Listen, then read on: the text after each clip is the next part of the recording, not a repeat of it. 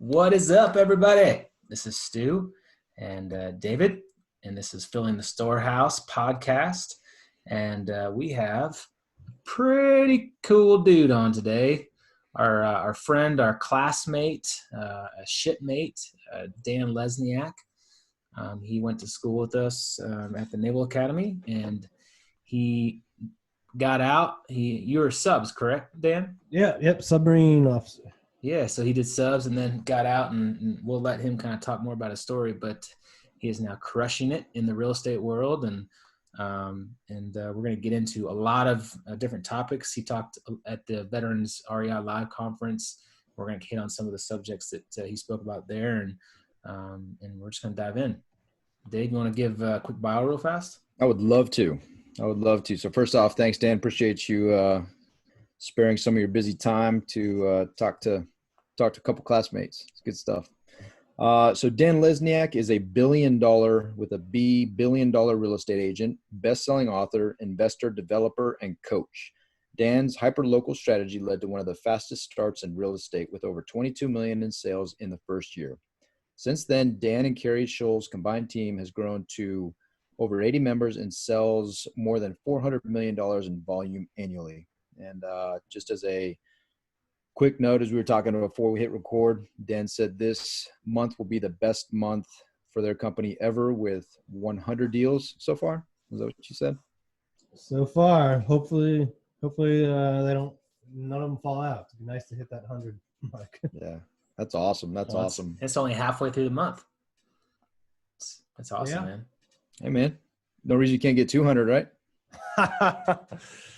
We'll get there. Yeah, no, that's great. And just a little bit addition to the bio. So for all of our listeners, I'd highly recommend you go to Veterans Live and gain access to the videos, and you'll get some really good tips on strategies and the STR and the tactics behind the specifics behind Dan's success. But this podcast, we want to talk more about, that mindset and the scaling and really focus on those things. So really highly encourage folks to go to the Veterans Live and listen to Dan's full presentation there, because ton of information would take many, many hours, and you probably have to close a deal. I don't know, with the next, 45 minutes or so anyhow, with all the deals coming in. So I want to keep you to it. Thank you. I'm excited to be on here today. So thanks for having me. So before we get into the meat of the discussion, I have a question that has nothing to do with real estate or mindset or anything, but maybe mindset. But I know you train heavily for triathlons and marathons and Ironmans and stuff like that. Do you get bored on these like long rides and long runs? I mean, do you like listen to something, or like what do you do to keep your mind busy while these incredibly long runs and rides and stuff? Yeah, I usually do not listen to anything if I'm outside. If I'm on the treadmill or like an indoor bike trainer, I will. But I don't think I really ever do when I'm outside. Like, I want to hear cars and people and stuff like that. So you don't get like run over? It's a matter of safety. Yeah. Yeah, trying to stay alive. So. But indoors, I will, and sometimes I'll listen to music, but usually I listen to podcasts. Okay. All right. Nice, man. I was just curious. I mean, I'll like go for like a 10-mile run, and I feel like, my mind just starts wandering, and I don't know, I start to like get bored with just that. So I was just curious, man. Well, yeah, but it's different too, right? So, Dan goes for a 10-mile run. It's probably looking at what you're probably like at a 7 to 9 minute pace, somewhere in there. Yeah, for training around, it's a little slower now because of the heat. But yeah. But Stu, I mean, you're what, like 15 minute miles, so you have a lot more time. Yeah. To listen. Can you even run 10 miles, David? No. I fell asleep driving 10 miles. Like, I drove 10 miles the other day, and I was like, oh my gosh, I'm passing out. I need to stop for some coffee. Well, that kind of, oddly enough, leads into one of the points that we have that, Dan, you talked a lot about in your talk with Veterans Live is seeking challenge. and how that translates to business and growth and success. And I mean, I think it's incredibly interesting, the correlation between the two. And like, have you always been, an Ironman triathlon type guy? Or, I mean, what got you into, seeking these challenges, and how like that in your mindset translated to business? Yeah, I think I did my first marathon, the Marine Corps one, in 2000. I think it was 2008. I can't remember. So it was a while ago, a little over 10 years ago. And then I did a bunch of marathons, and then I got into Ironman training, and I got into Ironman because one of my friends did it. And I thought, okay, I'll sign up for it. And my first one really sucked, and then like, I think I could do better, and I just kept working at it, and I eventually put up decent times for like an age group, competitor. Yeah. Well, and how does that, like, I mean, how do you see that translating to business? You talked about, seeking those challenges in the areas. Like, what does that do for you, for growing a business? Yeah, I think, a couple things. One is we live in a time period in the history of, the world where like a lot of things are extremely easy. Like 200 years ago, you had to probably go grow or kill your own food. And, the last 100 or so years, you could buy most of it or whatever at the store. Now it's delivered to you. Yeah, like it's just progressed. Like maybe at first you had to like walk to the store or ride a horse buggy, and then you had a car. Now you just get on your phone and it comes right to you. So it's good and it's bad, right? It's good because everything's really easy and you can focus on other stuff. But it's also bad because like the littlest thing can like totally screw up your day because you're not used to anything that's hard. Like I think now people like go apeshit if they can't use the Wi-Fi on a plane for like 5 minutes, right? That's crazy to think that much change happened in our lifetime to where like, back when we were at the academy, you had to like plug a cord into your computer to like get internet and stuff. Like it's just the speed of change and the convenience it's delivered is amazing, but it's also made us like amazingly soft in some ways. And I think when you seek out challenges, it's really, in my mind, simulating some of these things, like running a marathon or 10K. If you've never done that, it's like simulating what life used to be like, and kind of that survival instinct, which I think is a good thing. And when you develop that muscle of grit, resilience, getting punched in the face and overcoming it in this like fake whatever environment of an Ironman or an ultra marathon race, like it's going to make you stronger when you lose out on a deal or a client tells you no, or a deal falls apart for some reason. So I think it helps you in business, right, and other areas of life, really all areas of life. Yeah, and you mentioned environments, and one of the things that you talked about during your presentation for Veterans Live, kind of near the end, you started getting into mindset and scaling, and one thing that really caught my attention was you started talking about environments, and specifically, how do you set your environment, and I'm just kind of curious, what environments are you specifically in? Like you talk about setting those environments, like what environments, quote unquote environments are you in? And as a follow on, how much do you think people should spend time and money wise on creating those environments to create exactly what you're talking about, that toughness, that resiliency, that attitude and mindset to push through adversity?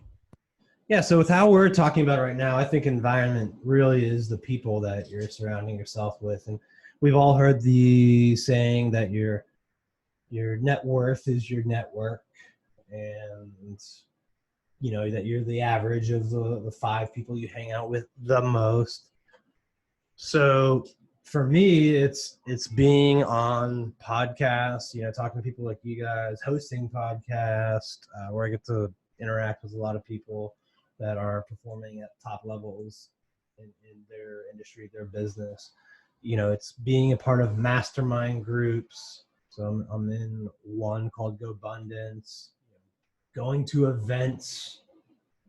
Like when you go to an event, you don't just learn from the speakers on the stage. Like, yes, you learn from them, but you also learn from the people in the crowd. You feed off their energy, right? It becomes normal to you to see people succeeding at a high level. If you want to lose weight, like I would hang out with a bunch of athletes or runners or something like that. I wouldn't like hang around with a bunch of fat people on the couch. Like that's just not going to help you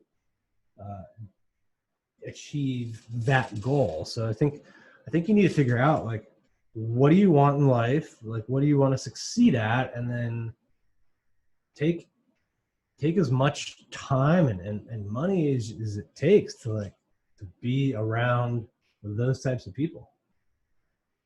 And I'm blessed enough now to have it in multiple ways. Like, just the team we have up here in the DC area of 80 plus agents and people that are kicking butt. Like, being around them every day, I think, strengthens all of us. So I think it's just get around the people that are performing at the level that you want to be at, and you're gonna feed off their ideas, their examples, the energy. They're gonna it's gonna pull you forward. And do you budget for that? Like, do you set a specific amount aside or whatever that looks like? How intentionally are you about creating that environment or being part of those masterminds, that type of stuff? Yeah, like I don't have like a threshold or a number that I'm specifically trying to hit at the beginning of the year. I plan out the events that I want to go to and the groups I want to be a part of, and I don't think it's really something you should put a limit on. So, like,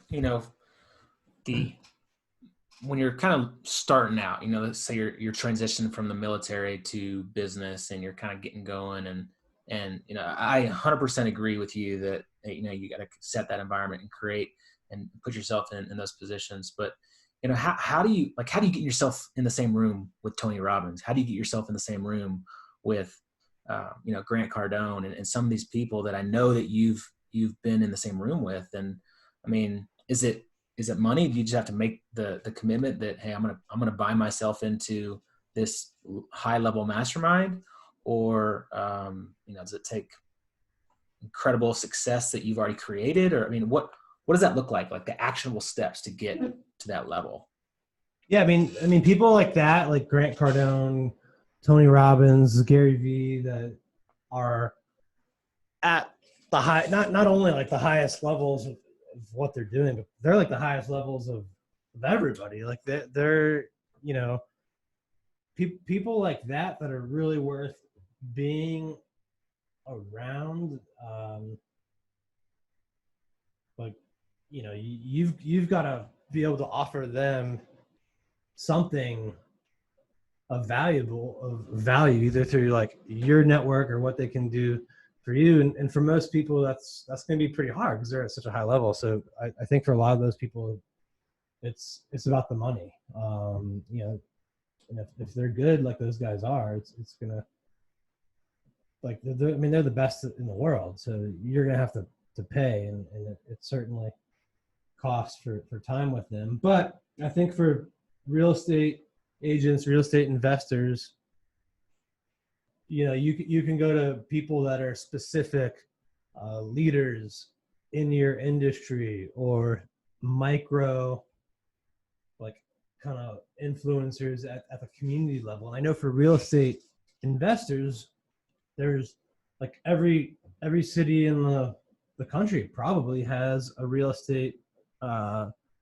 investor meetup group. They're all over the place. So you can just kind of go to those and see who's crushing it, in the town you're from. And most of them do monthly or sometimes even more frequent, meetings. And like, we run one of those in the DC area, and it's it's free. Like it costs nothing. You get to learn from me and my builder for an hour and network with other people. So, the people that are like at the top of the game in the world, it's gonna cost a lot of money, but certainly there's other opportunities that are out there as well. Yeah, and I think what's super important, Stu, frame the question around it, and you crushed it as far as you set it up. You're very intentional about doing that stuff, right? So most people are not gonna either, whether it's being able to afford or have the network to offer value to those high level folks, a status that you've obviously achieved over the years, but you never didn't start there. That wasn't like hey, I want to be a realtor, and you just jumped in and you set that up. You're very intentional about building that network, and you took action, right? And that whole process, you were a submarine officer, and you went from submarine officer to being a government contractor, and then you made these life decisions based off of a number of different reasons, but ended up becoming a realtor. And I think that there's some key points there, and it's that taking action, the attitude behind taking action. I'm just kind of curious, as you were doing all the transitions from the military and the Navy and the submarine to contracting, what was the kind of the why that really drove all that action? What drove that intentionality? And how did you develop that? Yeah, so I didn't really know I would ever go into real estate. Most people don't. I don't think it's something that a lot of people stumble on. I got out of the Navy, became a defense contractor, and I really was kind of bored with the monotony of it. And people, you could work really hard and get a 3% pay raise, or you could not work really hard and get a 3% pay raise, is what it seemed like once you were kind of in. So I wasn't in a position where I was motivated really to achieve at the level I could. And I thought I would, I always thought I would go into strategy consulting for one of the big 3 firms like McKinsey, BCG, Bain.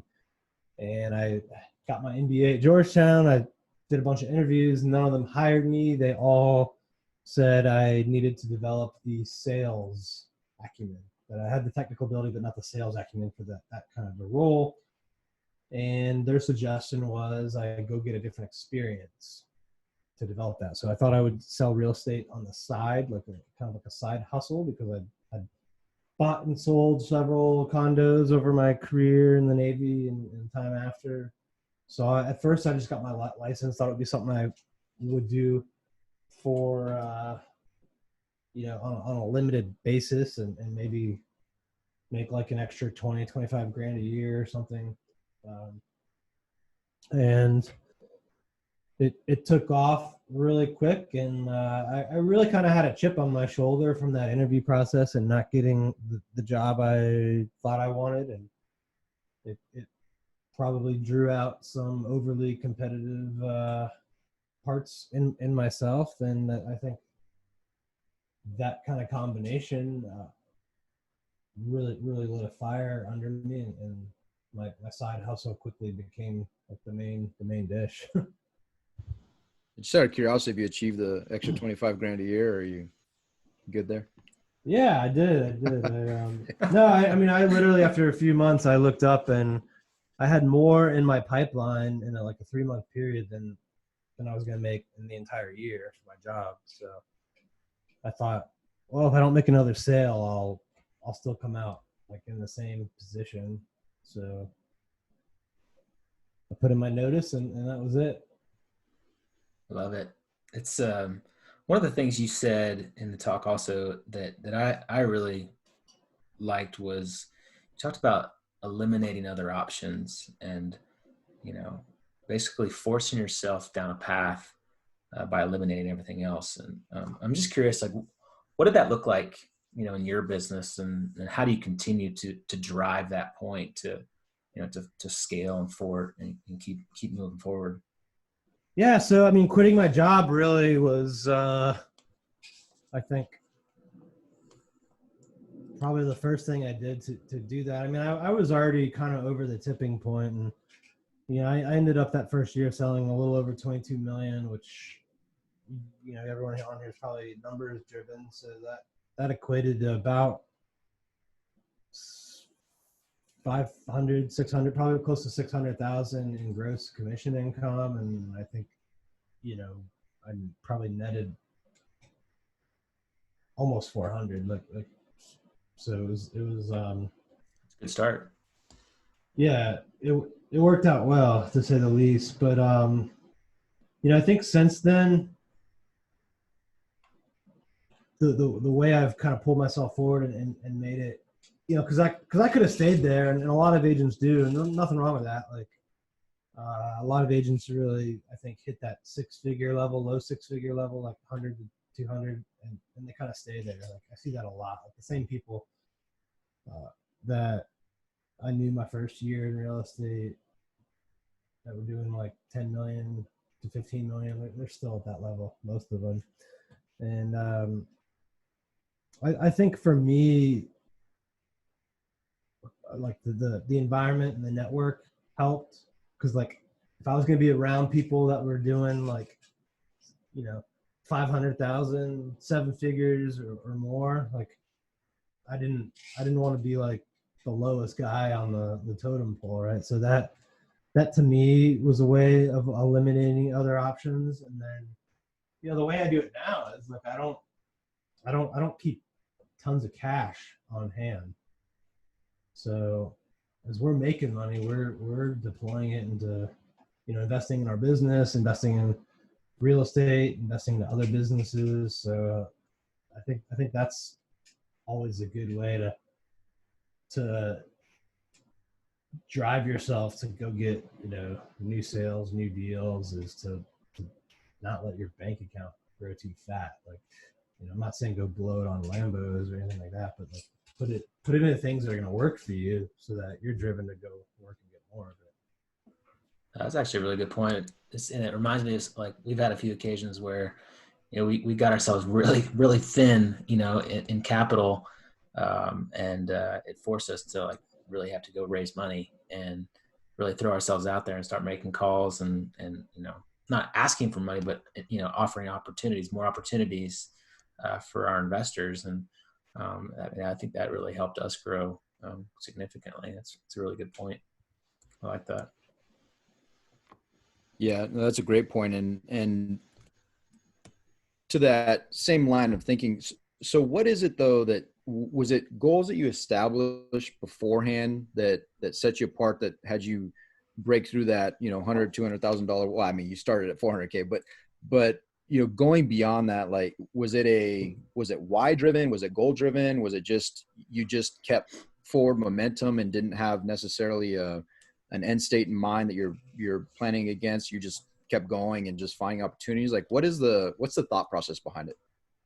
I mean, to me, I've just been driven by competition, and not just like with other people in the market, but really like myself and the business. Like how hard, how fast can Carrie and I push this, and what else can we do? And so I think it's a combination of competition with myself, competition with other people, and then being around people like that are just achieving massive levels of success. Like it makes it more real. Like when you go to a Tony Robbins event, and if all you saw was Tony Robbins, you might think, well, that's great that he is worth $500 million or whatever he's worth, but he's 6'8" and this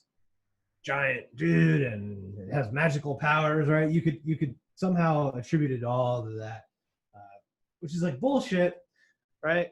But it's just like an easy thing to do because it kind of gives you an excuse to not do it. But like when you go to the event and you don't just see him, you see other people that don't have the reputation, the name, the fame, all of that kind of glitz and glamour. When you see people that look more like us, normal people, and they're doing major business and just putting up huge numbers and having fun doing it, it just makes it like all seem that much, more possible. Like if all you kind of do is hang out with the agents at your office and the top guy's doing 200, 250, you might think that that's normal and only people with magical powers or something can, or I don't know, the right DNA or some other excuse you tell yourself, right? You might think it's only for them, but yeah, I think being around other people and events has really, really helped pull me forward. So you're saying despite Stewart's, like, his looks and his face in general, like there's like a great chance that he can just. Man, you beat me to it. I was going to say something exactly. I was coming. I was about to talk some smack about you, and you beat me to it. I was already ready. I was already unmuted. He could do it. I mean, he might have to go to like 6 month smiles or something like that first. Yes. I'm gonna write that down. 6 month smiles. 6 month smiles. We'll put that in the budget because I think it'll help our business kind of. Thank you. That's a very good actionable item. Thank you for that, Dan. Oh man. Well, so what, year one of taking over as this realtor and crushing it, like what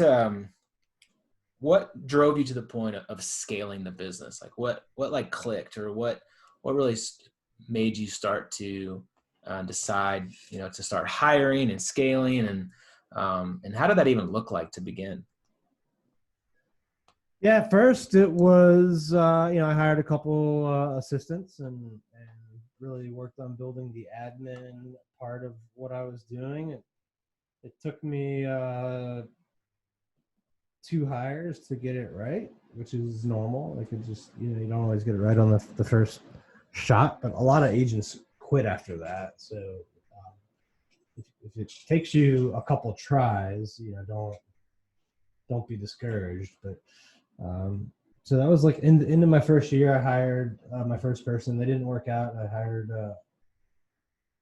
2 more people. I started to build a small team. Some of that was driven by the broker I was with, actually. So they got upset. My broker did, because I started a title company, and the broker didn't like that because they had their own title company. So they asked me to leave or disband my newly founded title company.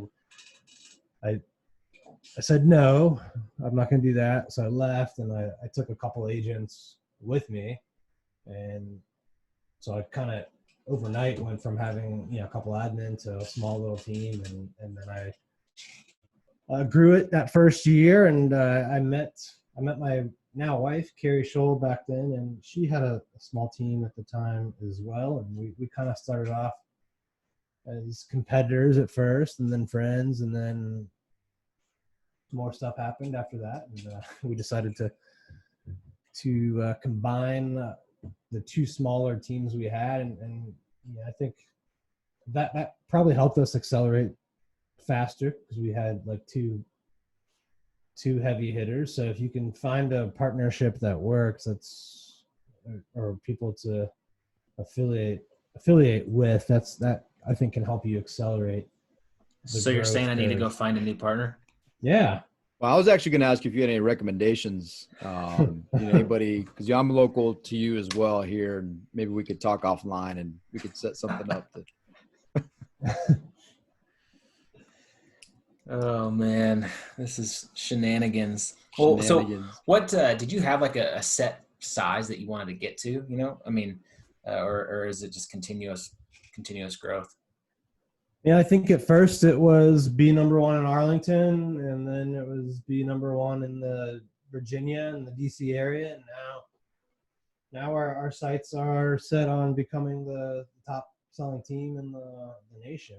So I think the last time the rankings came out a year ago, we were number 33. That was at I think on 300 million of business. Last year we did 400 million. I don't know where that puts us yet. The rankings come out, I think, in about a week or 2. They come out like end of June. So we'll know kind of where we were soon for 2019. I think it'll be top 25. And this year we've expanded even more. So I think we're on pace to do over 500 million, over $500 million. Last year we were at 400 million. So I think what year is this, 2020? We'll probably be in the top 15. And then 2021, our goal is to be number one in the world. So we need a few more agents to get there just by the numbers. And it's hard to project, really. I don't know what other people are going to do, but I think we're on pace, at least by 2021, to be in the top 5. And if we can get a few more really good agents, we've definitely got a really good shot of being number one in the world in 2021. Is that kind of what it looks like? So you have this formula that you guys established with a team of less than 80, whatever that number was when you guys set up, you and Carrie came together, you had whatever number that was, you had your system in place, and then the scaling of it is it literally just adding people into that system and then it just naturally grows, or are you having to step back and kind of reformulate the business plan and look at different things as you're scaling? What does that process look like? Yeah, I mean, at first it's at first what you said is fairly true. But then at a certain stage, you've got to get like senior level manager types and now a C-level type of people, and we've recently brought on a few people that fit those roles, and we've had some that we've grown organically, that are serving in massively important roles. So I think it's a combination of continuing to add the pieces that you were adding at the start, but then at a certain size, and it's probably different for every business model out there, you have to start adding like senior level managers, C-level people that can help build more systems for you. So we probably did it for longer than most without adding those key components, because there's 2 of us really. So I think most teams probably would have had to have added like a sales manager well before we did. And I'm excited though about the recent hires we've made, and I think it's going to give us the opportunity to scale even faster and have more joint ventures and more types of business and spin off. So You finding those people on Craigslist, or we've built a lot of our team through Craigslist, actually.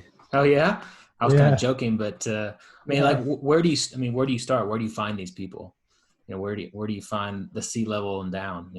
Yeah, so I think the higher up you go, the more likely it's going to come from like networking, connections you've made. I think like our podcast, our coaching program, that stuff that raises our brand and awareness definitely helps.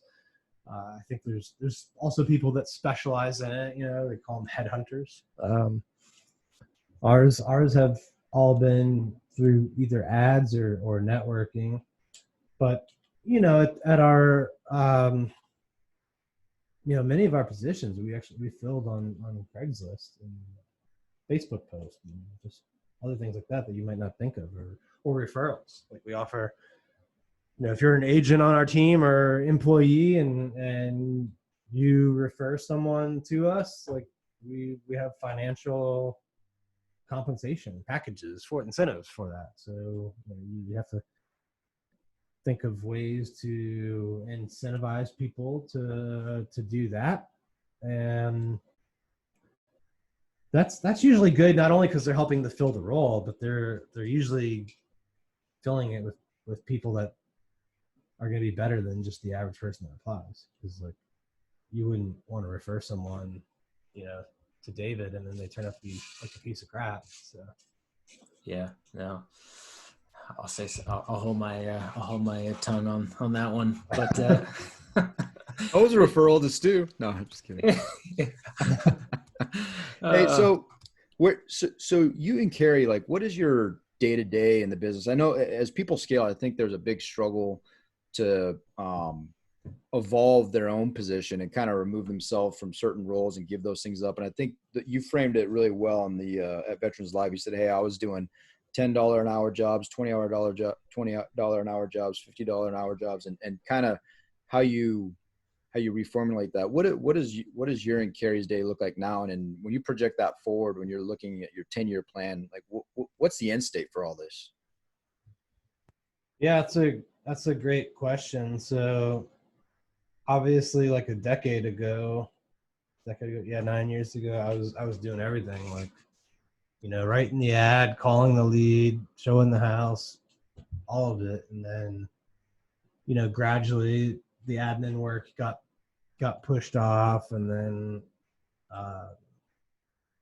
other people would call, right? And then eventually, like, I worked myself out of the day-to-day, meeting with buyers and sellers, and it evolved to more strategy, marketing, growth,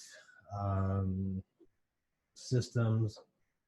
In 10 years, I imagine we'll have multiple business ventures, and I think like a complete board, and kind of C-level, a handful of C-level people. So I spend a lot of my time on investment deals now as well. So like raising money for, right now it's mostly condo projects in DC, and recruiting, looking for more people. I think Dave Osborne and others, but Dave Osborne sticks out right now for some reason. He's one of many people that have often, told me, like, if you really want to make it big, and I'm probably not saying it like he did, but you gotta find people that you can make into millionaires. So like, I'm looking for people now that if they're an agent, or if they're a C-level person, like, that I'm gonna pay them. I want to pay them like millions of dollars, because if I can figure out how to do that, then that means they're gonna do pretty well for us. We just volunteer for that, or what? Yeah. Just cool. Just go to my Facebook page and leave a comment. I'm gonna pick like 3 people at random. You're immediately a millionaire. That's good stuff. Do you feel like being in the military and being in the Navy in general, the training that we did that prepare you at all for building that business out, and just in general, that transition to growth? That's a good question. I think the discipline that I have over most realtors, the consistency, is a huge advantage. So I would say in that regard, like yes.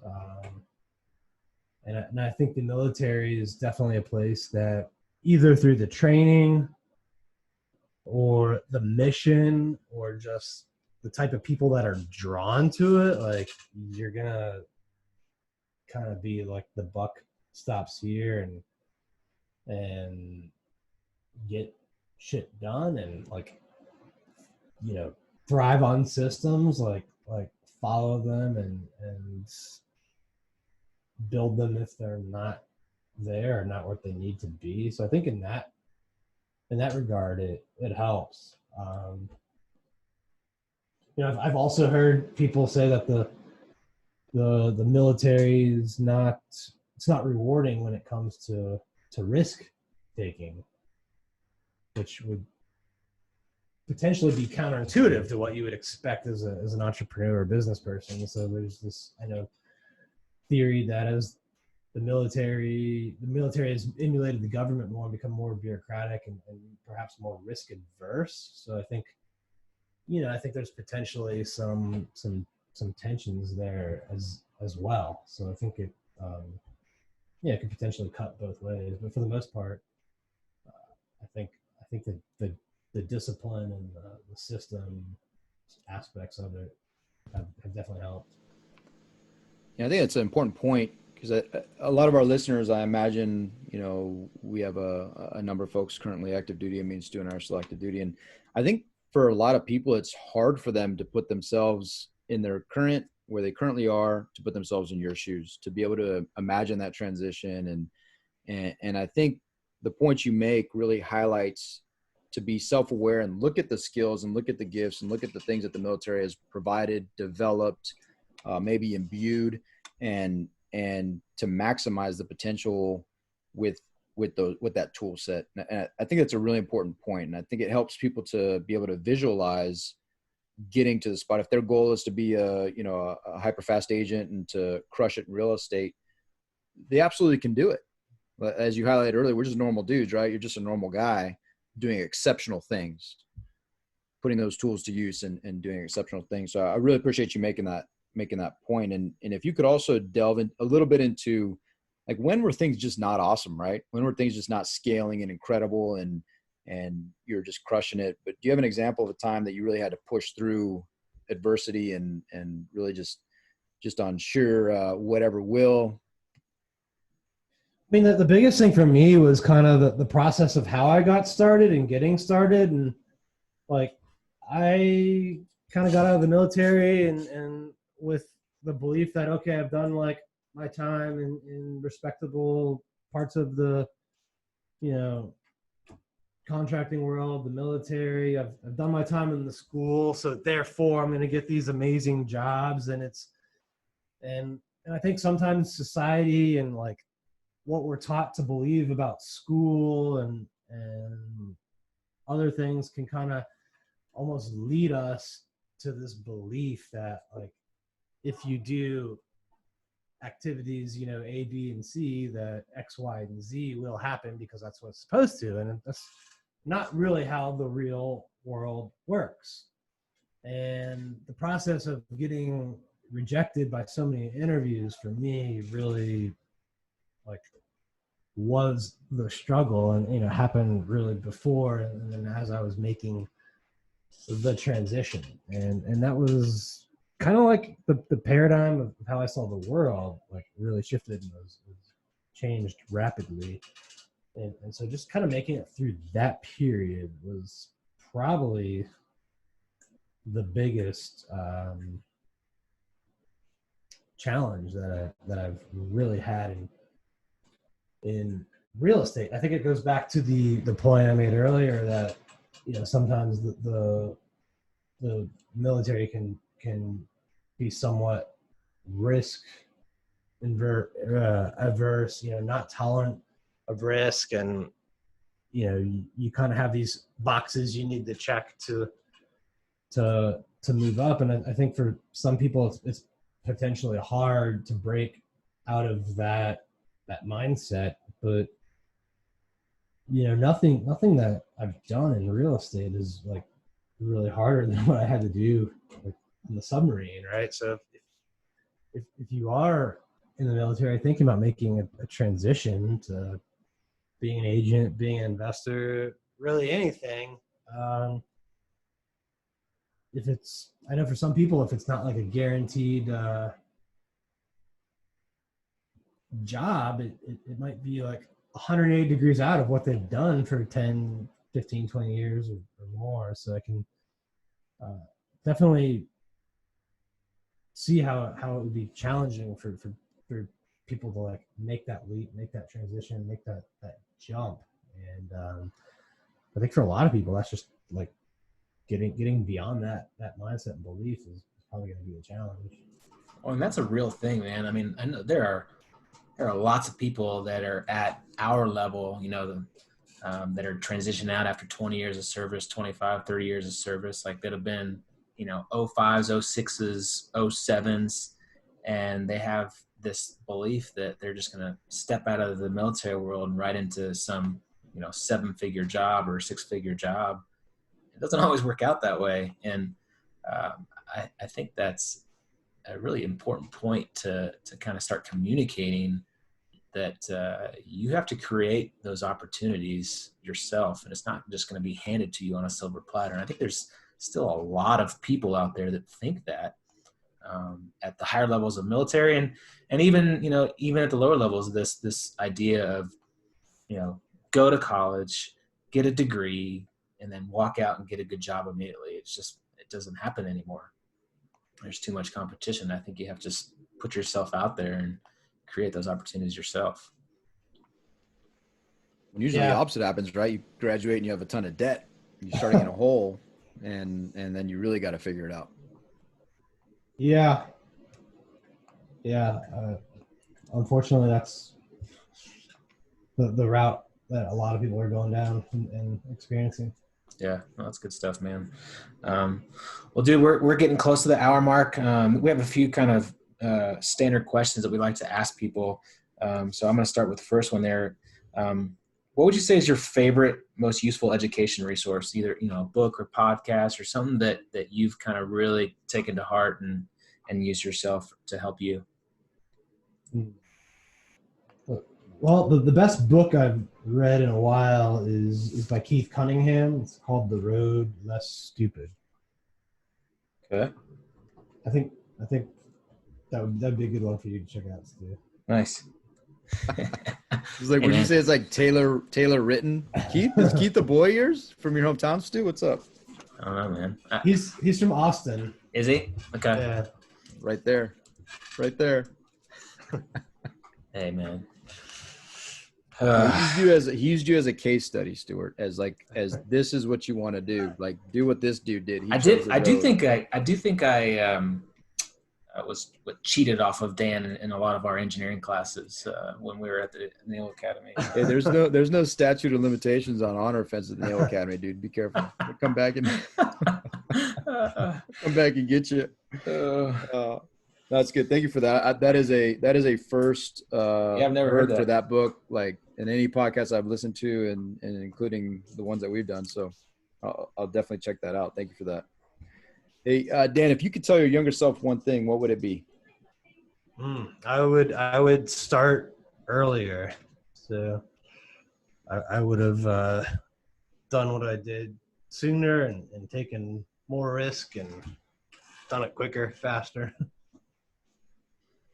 Yeah, wouldn't we all? Similar type question. What piece of advice would you give to another service member or veteran that is wanting to do what you're doing? Yeah, I would get started. Like take some action. I think too many times people want to come up with the perfect plan before they do anything, and I've always had the mindset of just get moving in close to the right direction, and then track the results, refine it, and make course corrections along the way, and find a mentor or someone you can learn from, or a team that you can be a part of. I think the numbers kind of show that if you're on a good team, you'll succeed at a faster rate, even if you're not going to stay there for forever and want to break off and do your own thing. Like you'll get those reps a lot quicker. Yeah, that's good. Great advice. Finally, how can our listeners get a hold of you? You can connect me on social media. My handle is the word THE with my name, so Dan Lesniak. And you can go to hyperfastagent.com as well. So learn about what we're doing with our coaching company now. And if you want to get 100 tips for real estate agents, you can go to get those 100 tips at hyperfasttips.com. Yeah, I just did that today. I just went to the website and plugged in my email, so I'll be checking out those 100 tips. Not sure if one of those tips is find a good partner or not, but I'll definitely spend some time on that. And I would love to come see you guys. I'm not too far. I'm up by Annapolis, so just to check out where you guys are at and just to see the mechanism. That'd be great. Yeah. Yeah. Well, we could use some Annapolis deals. Add that to the Nice. portfolio. Are you guys planning on scaling into other markets besides the DC area? Yeah, we're gonna grow in one way, shape, or form. It might, in some areas it might look like our team, and others it might look like a low cost brokerage that provides systems and trainings that you normally don't even get at a high cost brokerage. So we'll be growing and scaling in one of two different ways. Nice, man. It's awesome. Very good. Very good. Well, the best of luck to you in that. That's it's incredible. You're changing lives. You're changing the people that not only did you serve, but all these folks that you're offering opportunities to create a living. All just incredible things that we absolutely love. So keep it up. Plus, from the mighty class, I've heard it said that the class of 2002 was the greatest class that the Naval Academy ever produced. I mean, we did write a book, right? I don't know if it's true or not, but that's what I heard. Yeah, I mean, we've got a book and something else, I'm sure. I don't know. That's how great the class of 2002 is. We don't even know all the good stuff that's out there. That's right. Well, cool, and today man. we have one more honor violation to add to that. Hey, so nobody heard that. Nobody heard that. Dan, thanks a lot, man. We really appreciate you coming on. I know you're a busy guy, and thanks for all the tips you gave us today. And I know our listeners got a lot of value out of it. So, you guys have a great day. Hope this was helpful. Please remember to hit the little like button, and share it with your friends, and give us a 5-star review. We'd really appreciate it. And more importantly, go fill your storehouse. Make it a great day. See you.